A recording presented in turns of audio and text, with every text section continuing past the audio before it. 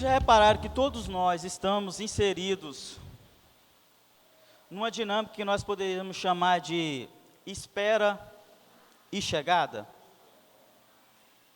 Por exemplo, muitos de nós chegamos mais cedo a este culto, uns começaram a trabalhar, a ajeitar o espaço, a ensaiar, a ajeitar as cadeiras, outros chegaram mais cedo, aguardando o início do culto.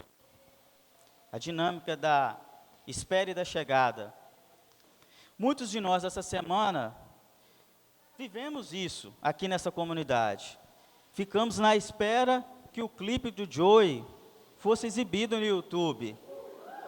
E que clipe, tá, meu irmão? Parabéns. Eu achei que eu estava ouvindo lá Djavan, estava ouvindo, sei lá, MPB de alto nível. Aqueles de nós que já pegamos transporte público, já passamos pela experiência de ficar minutos, talvez horas, num ponto de ônibus. Num dia chuvoso como esse, é uma experiência para lá de desagradável, né? E aqueles de nós que já pegamos transporte público, já passamos por essa experiência de ficar à espera que o ônibus chegue. Por esses exemplos, a gente já dá para notar que há tipos de espera e tipos de chegada. Há chegadas que são desagradáveis, há esperas que são tortuosas. Eu vou dar mais alguns exemplos aqui para isso ficar bem nítido e bem fixado em nossas mentes. A escritora brasileira Lígia Fagundes Telles, ela tem um conto que se chama justamente A Espera. Ela narra a história de um casal de namorados, Nicos e Margarida, que numa noite de Natal estavam com toda a comemoração preparada, a mesa posta, a roupa a caráter, os alimentos de acordo com a festa natalina, estava tudo bem montado, bem preparado para que eles comemorassem o Natal. E eles combinaram, nós vamos jantar e depois vamos para a missa. Só que, no determinado momento, o Nicos falou com ela, olha, eu preciso me retirar. Eu vou dar uma saída, mas eu chego a tempo de nós juntos irmos à missa. O Nicos foi e não voltou. Sumiu. E aí ela ficou esperando ele voltar e ele não veio. Ele não voltou naquele dia, não voltou no dia seguinte. Passou-se 1 ano, ele não voltou. 2 anos, não voltou. 3 anos, não voltou.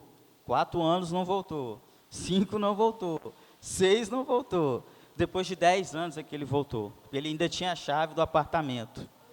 E quando ele chegou, ela tomou um susto e falou, ai, o que você está fazendo aqui?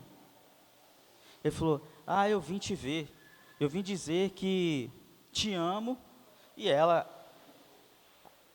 ainda o amava, porque a vida dela havia ficado paralisada nesses 10 anos. Ela havia tido outros namorados e terminado.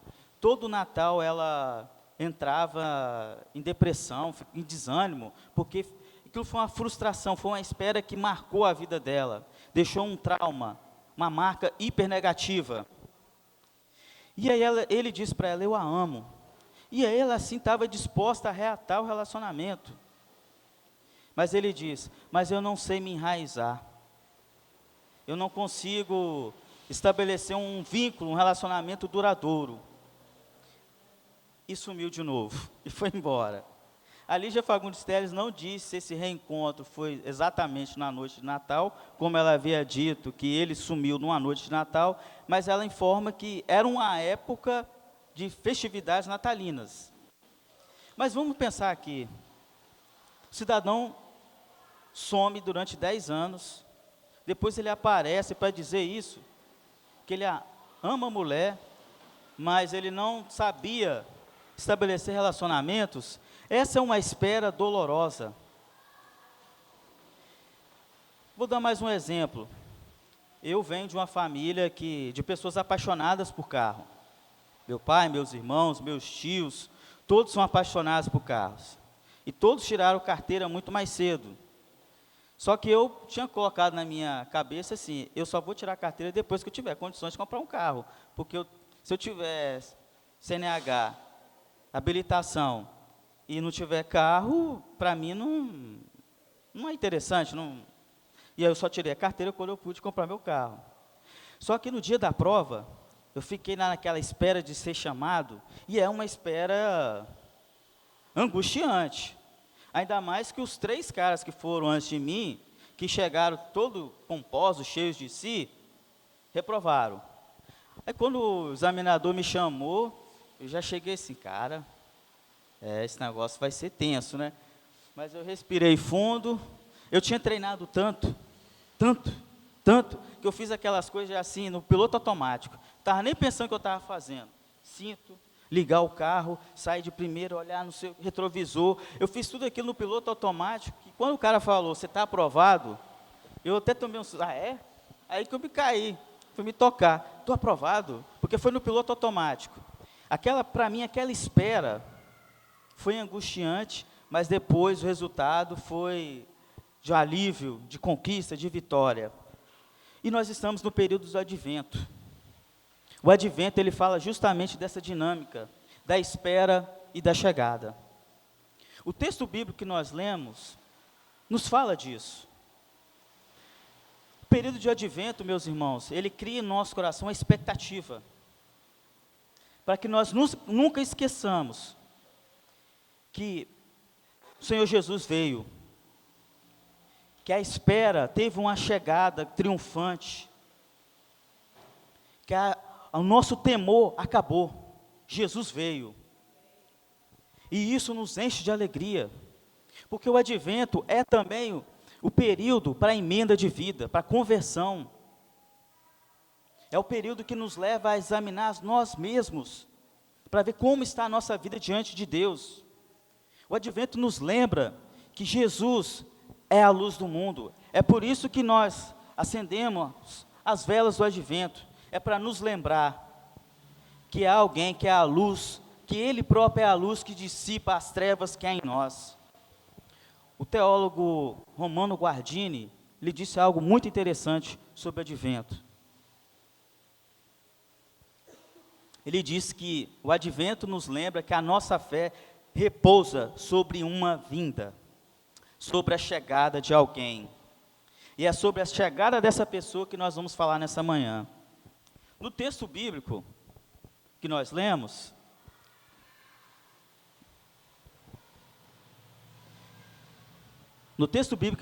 Mateus capítulo 3, versículos de 1 a 12, isso aqui é importante a gente notar. Naqueles dias surgiu João Batista pregando no deserto, e ele dizia, qual era a mensagem de João Batista?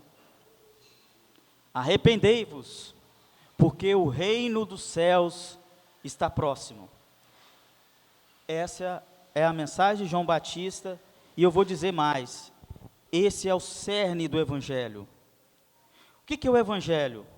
O Evangelho é a mensagem, é a boa notícia de uma chegada. É a chegada do Senhor Jesus, que significa que o reino dos céus, que o reino de Deus chegou. Se a gente não entender isso, a gente não entendeu os evangelhos, e a gente não entendeu a fé cristã. Vou repetir, isso é o centro da nossa fé. É essa chegada, é a chegada de alguém, porque esse alguém traz um reino. Isso é de fundamental importância.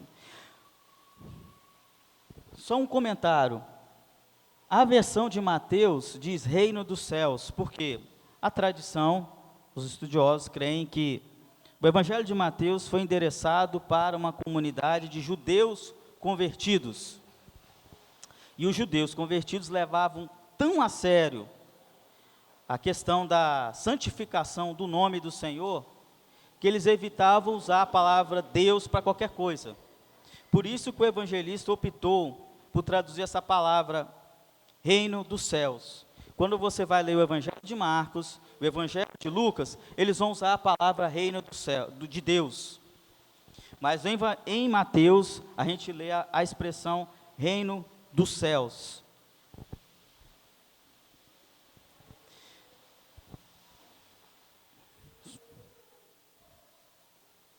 E ele diz: este é aquele que foi anunciado pelo profeta Isaías.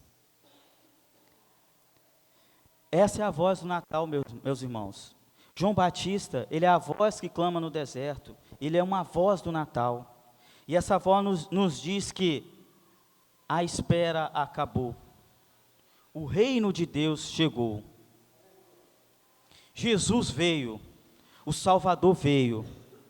Agora, nós devemos nos perguntar, mas exatamente o que é o reino dos céus, reino de Deus? Antes da gente falar do que ele é, que está lá no livro de Daniel, nos explicando, Daniel capítulo 7, versículos 13 e 14, vamos falar do que ele não é. O reino de Deus não é um ódio à vida presente, um ódio ao corpo, um ódio à materialidade, em busca de uma vida nos céus. O reino de Deus não é isso. A fé bíblica, ela não despreza este tempo. A fé bíblica diz que Deus entrou no tempo. A fé bíblica não despreza o corpo. A fé bíblica diz: Deus assumiu um corpo. A redenção é a redenção do corpo, não só da alma. E isso, meus irmãos, tem implicações maravilhosas, tremendas para a nossa vida cristã. Quer dizer que Deus nos resgata, Deus nos alcança por completo. Deus nos alcança por completo. A redenção não é apenas assim, te livrar do inferno, fazer com que você despreze os seus sentidos, a vida presente, em troca de um tempo no céu. Não. Não é essa a mensagem do Evangelho de Cristo. A mensagem do Evangelho de Cristo é: o reino de Deus chegou. E isso é exatamente isso, é o reinado de Deus. Deus começou a reinar. Deus começou a reinar. Sabe qual é a prova de que Deus está reinando? Você aqui neste lugar, nesta manhã. O Espírito Santo de Deus habitando em nós. Este é o sinal de que o reino de Deus já começou. É por isso que, solta para o texto de Mateus capítulo 4, 17 e 23. Por isso que quando João avisa, olha, está próximo, porque Jesus já estava vivo. Só que o ministério de Jesus ainda não havia começado. João Batista, a voz do que clama no deserto, a voz do Natal, o que ele diz? A primeira coisa que ele diz é: o reino de Deus está próximo. No capítulo 4 de Mateus, nos mostra que o reino de Deus chegou, quando Jesus começa a pregar. E olha os sinais, olha o que ele diz. Daquele momento em diante, Jesus passou a pregar e dizer: arrependei-vos, porque o reino dos céus chegou.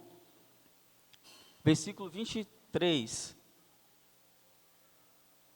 E percorria Jesus toda a Galiléia, ensinando nas sinagogas, pregando o evangelho do reino e curando todas as enfermidades e males entre o povo. Cura é sinal de que o reino de Deus chegou. E cura nos fala da restauração do corpo, provando que o evangelho de Deus, o evangelho de Cristo, ele é integral.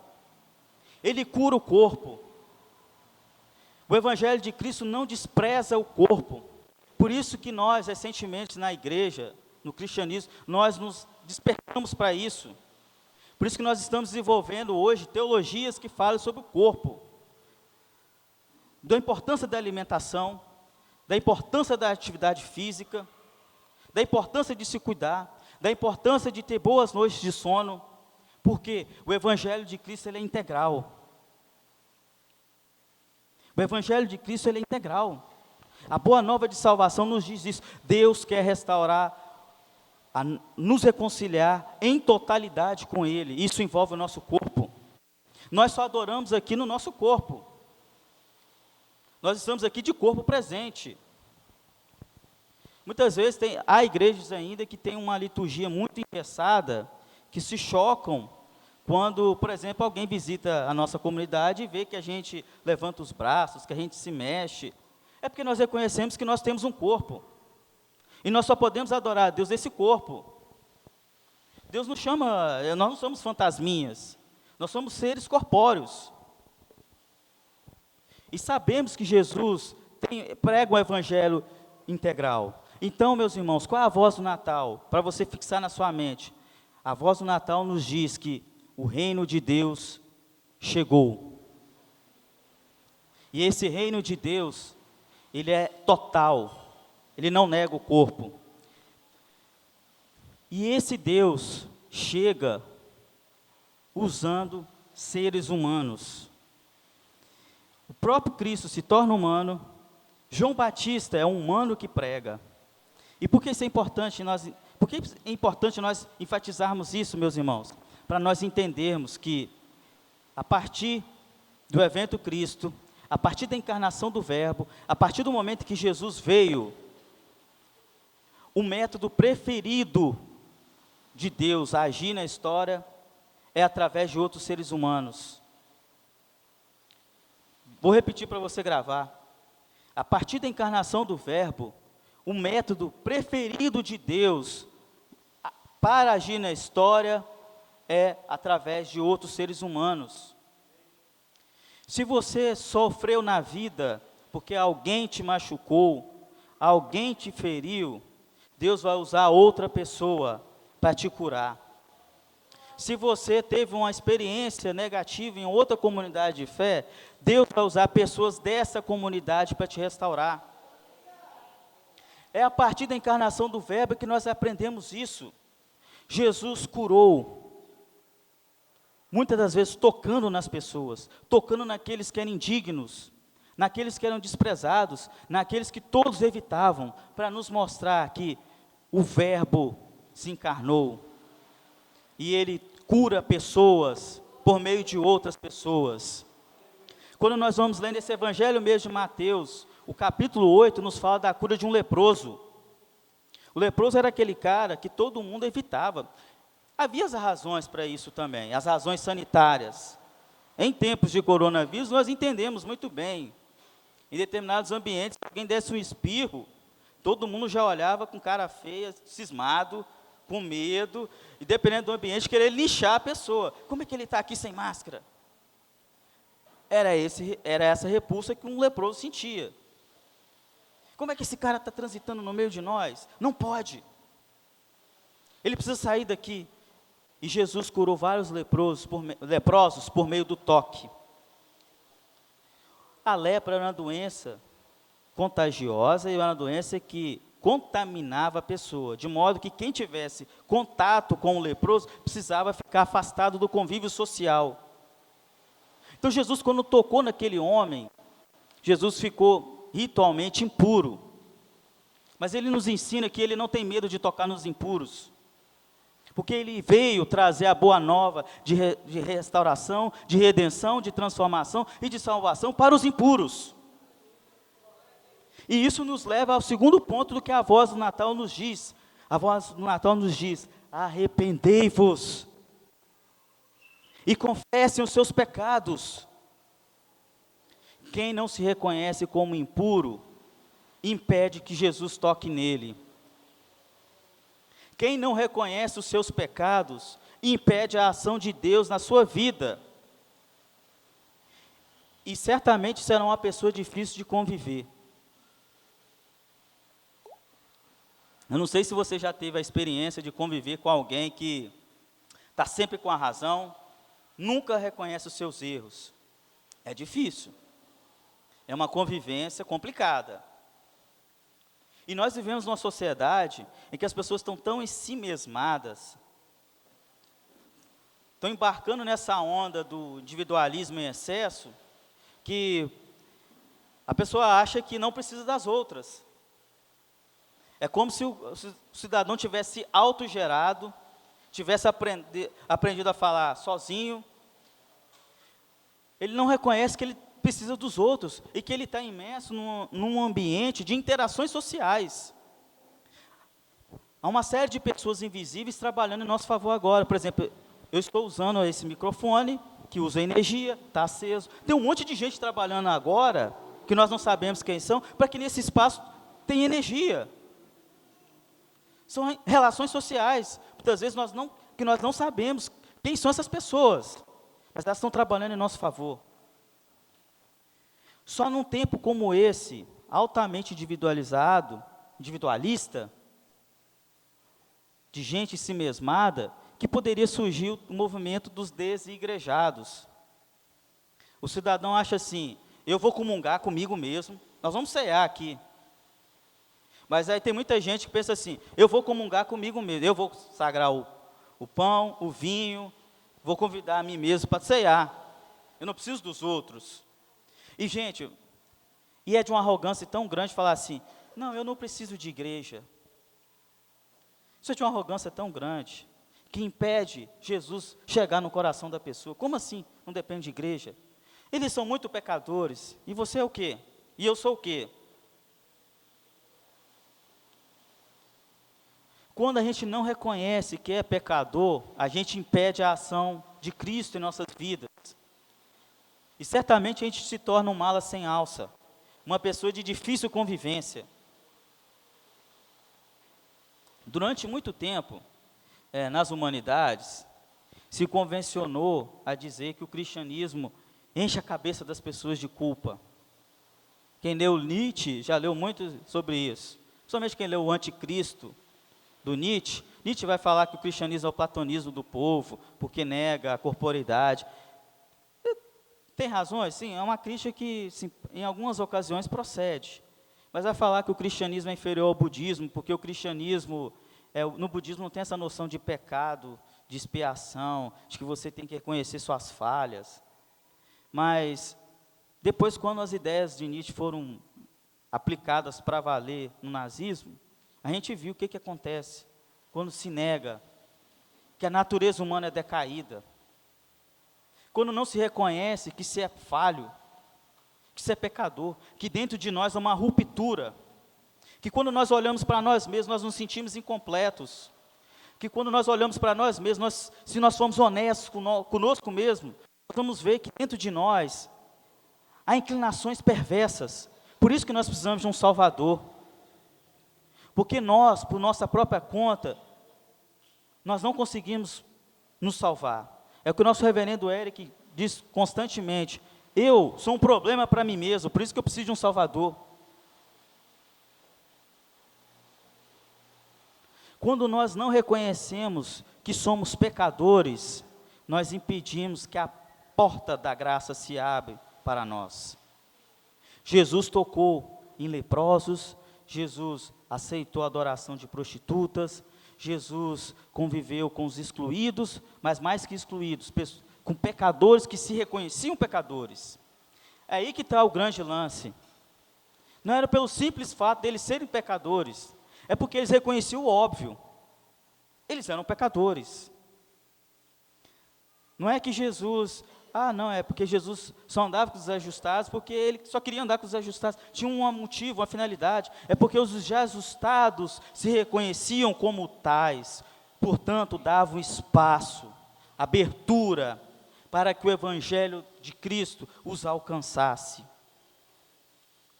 Uma sociedade que não se reconhece como pecadora, é uma sociedade que caminha muito mal. No meio da própria igreja agora, meus irmãos, vamos aprofundar a conversa aqui um pouquinho, há um déficit de autoconsciência. Porque tem muita gente no meio da igreja que se torna legalista, moralista, acusador, aponta o dedo para os pecados dos outros, aponta o dedo para os desajustes da sociedade, abraçam pautas muito reacionárias, fecham as portas do reino, E essas pessoas não se reconhecem como fariseus dos tempos modernos. São pessoas que fecham a porta do reino para que os perdidos entrem nela. Isso é um problema sério. Quando a igreja começa a se envolver com o poder político e deixa de se conhecer como o lugar dos pecadores. Quando a igreja se torna um tribunal, em vez de ser o hospital de Deus, onde os enfermos, os machucados, ou seja, todos nós, onde os que carregam consigo a doença do pecado, precisam de um médico, que é o próprio Cristo, um lugar onde a igreja se torna um tribunal, em que ninguém é absolvido, todos são condenados, se torna um lugar problemático, meus irmãos.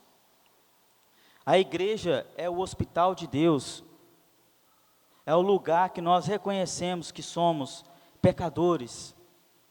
Nós podemos, no máximo, ser enfermeiros que apontam para o médico. E, aliás, essa é a função de todo pregador.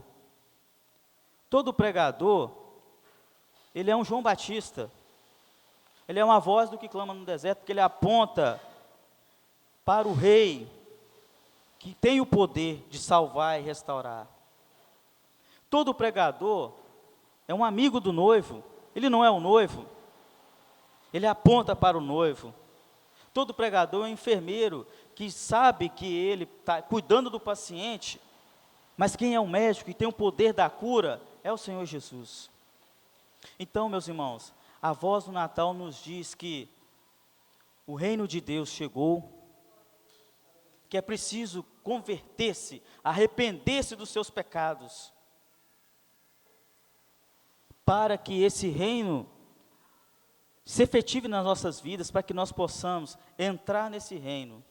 E a voz do Natal nos diz que devemos produzir frutos de arrependimento. Todo aquele que se encontra com o Senhor Jesus não é o mesmo. Aliás, por falar de encontro, o Vinícius de Moraes tem uma música muito interessante que ele fala que a vida é a arte do encontro, embora nela haja tantos desencontros. E se a gente parar para pensar, ele está certo. A vida é a arte do encontro. Quantas pessoas nós não encontramos na vida e nos marcam profundamente?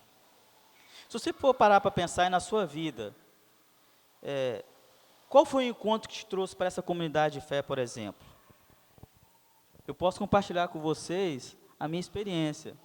Eu sou primo do Eric, reverendo Eric, sou primo dele. Eu estava no casamento do irmão dele, lá em Valadares há alguns anos, e ele me falou da âncora. Na época eu estava em outra denominação, aí eu falei, legal, primo, um dia eu vou lá. E esse dia demorou, tá? Esse dia demorou anos. Tipo a história lá da espera, lá da Lígia Fagundes Teles, foi tipo isso. Um dia eu vou lá, esse dia demorou anos. Sei lá, acho que uns 5, 6 anos, 7 anos, negócio assim, mas foi assim, bastante tempo. Aí um dia eu estava em casa, eu falei com a Cátia, olha, eu vou lá visitar a igreja, vou lá na igreja do Eric, do primo, vou lá na igreja do meu primo. Era no nosso espaço antigo, e a primeira vez que eu cheguei, eu falei assim, cara, eu vou mudar de denominação. É aqui. Eu não vou sair dessa igreja não, vou ficar aqui, tá? E cá estamos nós. Alguns poucos anos depois estamos aqui. E através do meu primo, eu conheci tanta gente boa. Vocês. Foi um encontro que promoveu outros encontros. Você já parou para pensar, para os casados agora, né? Como é que você encontrou seu cônjuge, sua parceira, seu parceiro de vida? Foi numa festa da igreja? Foi no convite de um amigo? Foi um primo? Foi um amigo? Como foi? Eu sei que hoje tem muitos relacionamentos assim, por meio de encontros virtuais, começa ali em aplicativos. Mas se você for pensar, como é que você conheceu o seu cônjuge? Não foi um encontro diferente? Foi um encontro que nós poderíamos dizer assim, um encontro metanoia, que é aquele encontro que faz você mudar de direção, que muda tudo. Você está caminhando de um jeito para um lado, mas quando você teve esse encontro, a sua vida deu uma guinada. Você falou assim, olha, eu vou mudar. Eu sei de algumas histórias aqui, mas eu não vou expor as pessoas não, mas tem até um amigo meu que já me disse, olha, eu encontrei uma pessoa que ela fez um moleque virar um homem, eu dei glória a Deus por isso, sabe? Isso é um encontro metanoia, isso é um encontro maravilhoso, um encontro que nos marca, que nos muda, e a vida é feita de encontros. Mas se é uma pessoa que quando nós a encontramos, ela muda a nossa vida, ela nos faz viver de verdade, essa pessoa se chama Jesus Cristo. Toda pessoa que encontra o Senhor Jesus Cristo, tem um encontro genuíno e verdadeiro com Ele, não é a mesma. Se uma pessoa continua da mesma forma, nós podemos dizer, assim, baseado no próprio Evangelho, que por um fruto se conhece uma árvore, que essa pessoa ainda não teve um encontro genuíno e verdadeiro com Cristo. Porque quando nós encontramos aquele que é o caminho, a verdade e a vida, tudo muda. Nós não somos mais os mesmos. A Bíblia nos dá um belo exemplo, que é o caso de Zaqueu. Os publicanos eram odiados pelos seus conterrâneos da época, por razões também justificadas, tá? Porque os publicanos, eles eram contratados por um romano para coletar impostos dos seus conterrâneos judeus. Então imagina só, é um judeu contratado por um invasor, ou seja, é um judeu que serve ao inimigo, é um judeu que serve ao opressor, então é um cara que era contratado por um romano para cobrar impostos, e era muito comum que eles excediam na alíquota, eles aumentavam o preço dos impostos para embolsar a diferença.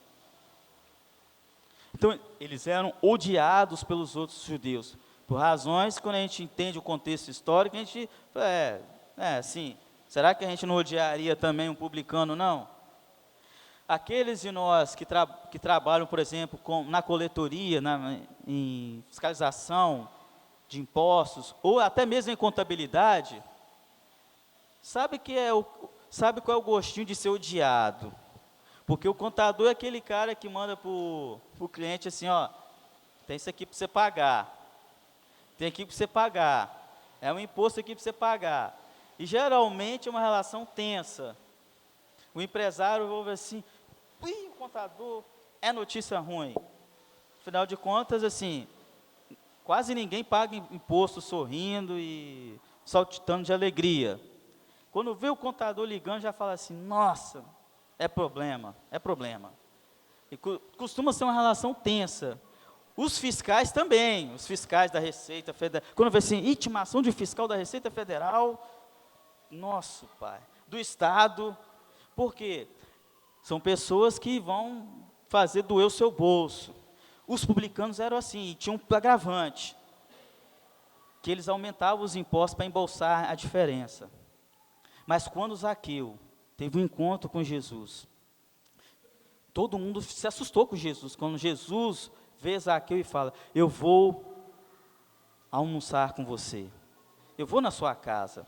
Todo mundo se indignou, por que Jesus está andando com esse cara? Aquilo transformou a vida de Zaqueu, aquele encontro mudou a vida de Zaqueu, e Zaqueu produziu um fruto de arrependimento, quando ele diz, olha, aquelas pessoas a quem eu defraudei, eu vou restituir 4 vezes mais. A quem eu prejudiquei, eu vou restituir 4 vezes mais. E aí Jesus diz, hoje chegou salvação a essa casa. Por que chegou salvação? Porque Zaqueu começou a produzir frutos de arrependimento. Aquele encontro com Jesus marcou de tal maneira a vida dele, que algo no interior dele mudou. E aí ele começou a querer agir como um convertido. Então a voz do Natal nos diz, meus irmãos, que o reino de Deus chegou. Jesus veio. Ele está aqui. A voz do Natal nos diz que para entrarmos nesse reino, precisamos nos arrepender, nos converter. E a voz do Natal nos diz que quem se arrepende produz frutos de arrependimento. No início, meus irmãos, eu disse que nós estamos na dinâmica da espera e da chegada. Mas acreditem, não somos só nós, seres humanos, que estamos na dinâmica da espera e da chegada. A Su vai botar um texto aqui de Romanos, que nos mostra que o cosmos, a criação, também vive essa expectativa. Não somos só nós, seres humanos, que estamos nessa dinâmica da espera e da chegada. A criação também está, o cosmos está nessa dinâmica. O texto de Romanos, capítulo 8, versículos 18 até o 23, diz o seguinte, versículo 18: estou absolutamente convencido de que os nossos sofrimentos do presente não podem ser comparados com a glória que nos será revelada. A própria natureza criada aguarda, com vívido anseio, que os filhos de Deus sejam revelados. Porquanto a criação foi submetida à inutilidade, não por sua livre escolha, mas por causa da vontade daquele que a sujeitou, na esperança de que também a própria natureza criada será libertada do cativeiro da degeneração em que se encontra, recebendo a gloriosa liberdade outorgada aos filhos de Deus.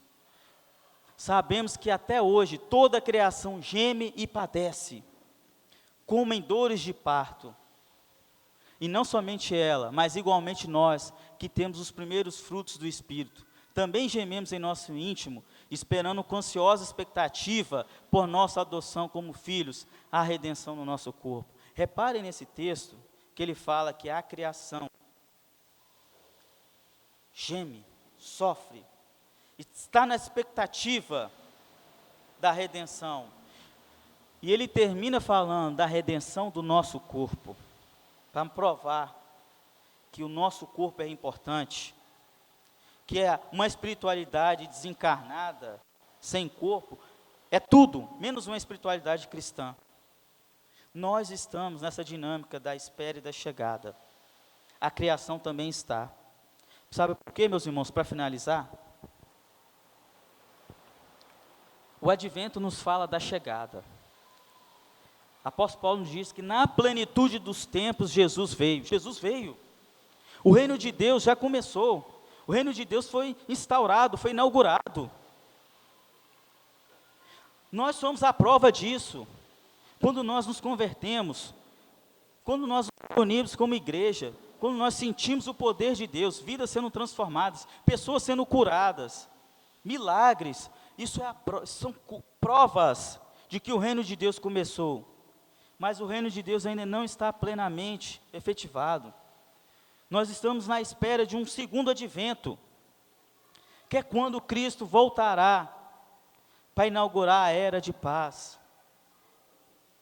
Quando Cristo voltará para acabar com a dor e o sofrimento. A criação está nessa expectativa, nós também estamos. Mas enquanto Cristo não volta pela segunda vez para restaurar a criação, a natureza, enquanto Ele não planifica essa restauração, nós podemos ter vislumbres, pequenos momentos de eternidade, podemos viver a eternidade no aqui e agora, já podemos sentir os efeitos dessa redenção, já podemos tocar no reino dos céus, no reino de Deus, já podemos viver isso. Mas estamos à espera de um segundo advento, é quando isso será planificado. E nós temos certeza que isso acontecerá porque isso já aconteceu, e o Espírito testifica no nosso espírito, quando nós vivemos o reino em comunidade, que Deus está agindo no mundo. Essa é a essência da mensagem cristã. O reino de Deus chegou, Deus está agindo no mundo. Por isso que pessoas são salvas, libertas, transformadas, curadas, batizadas. É por isso que nós vamos ceiar agora há pouco. Isso são sinais de que o reino de Deus já chegou.